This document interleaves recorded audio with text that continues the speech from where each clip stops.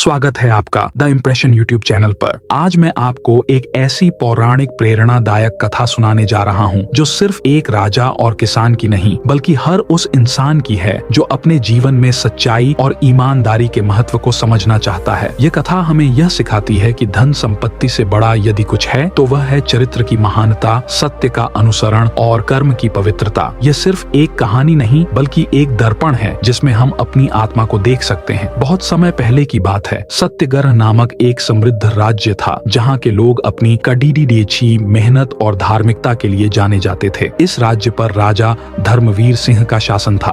वे न सिर्फ एक शक्तिशाली योद्धा थे बल्कि न्यायप्रिय और सदाचारी भी थे। उनका उद्देश्य हमेशा अपनी प्रजा का कल्याण करना था। राजा को अपने राज्य की समृद्धि पर गर्व था, लेकिन एक दिन उनके मन में एक प्रश्न उठा, क्या मेरी प्रजा सच में ईमानदार है या वे केवल मेरे डर से सही आचरण करते हैं? इस प्रश्न का उत्तर पाने के लिए उन्होंने अपनी प्रजा की ईमानदारी की परीक्षा लेने की योजना बनाई। राजा ने पूरे राज्य में घोषणा करवाई कि वे एक भव्य मंदिर बनवाना चाहते हैं और इसके लिए हर नागरिक को एक एक ईंट दान करनी होगी। लेकिन इसमें एक शर्त थी, हर व्यक्ति को अपनी ईंट रात के अंधेरे में मंदिर स्थल पर रखनी होगी जब कोई भी देखने वाला न हो। राजा ने यह योजना इसलिए बनाई थी ताकि यह देखा जा सके कि कौन वास्तव में ईमानदार है और कौन दिखावे के लिए नैतिकता का पालन करता है। ये घोषणा सुनकर पूरे राज्य में चर्चा होने लगी। कुछ लोग सोचने लगे, अगर मैं ईंट नहीं रखूंगा तो भी मंदिर बन ही जाएगा, मेरी एक ईंट से क्या फर्क पड़ेगा। अमीर व्यापारी और कुछ धनवान लोग भी इसी विचार में थे। उन्होंने सोचा कि बिना ईंट रखे भी वे अपनी छवि को बनाए रख सकते हैं। वहीं दूसरी ओर कुछ गरीब नागरिक असमंजस में थे। उनके पास साधन सीमित थे, लेकिन वे नैतिकता का पालन करना चाहते थे। इन सबसे अलग गंगाराम नाम का एक गरीब किसान था जो अपनी ईमानदारी के लिए जाना जाता था। वह सरल हृदय और सच्चरित्र व्यक्ति था। उसने निश्चय किया कि वह अपनी ईंट अवश्य रखेगा, चाहे कोई देखे या न देखे।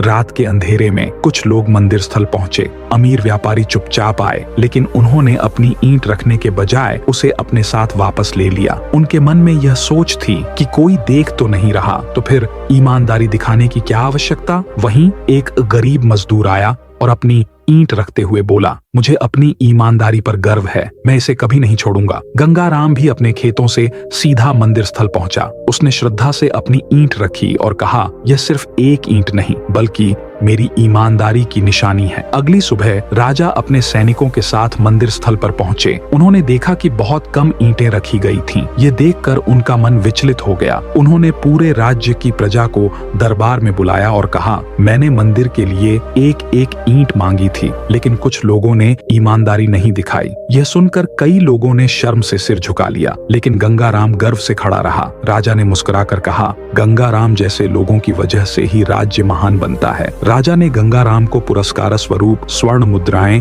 और उपजाऊ भूमि भेंट की। इसके बाद राजा ने प्रजा से कहा, आज से सत्य और ईमानदारी का पालन करो, क्योंकि यही राज्य की असली संपत्ति है। इस घटना के बाद सत्यग्रह राज्य ईमानदारी का प्रतीक बन गया। लोग अपनी भूल को समझ गए और सत्यनिष्ठा को अपने जीवन का मूल मंत्र बना लिया।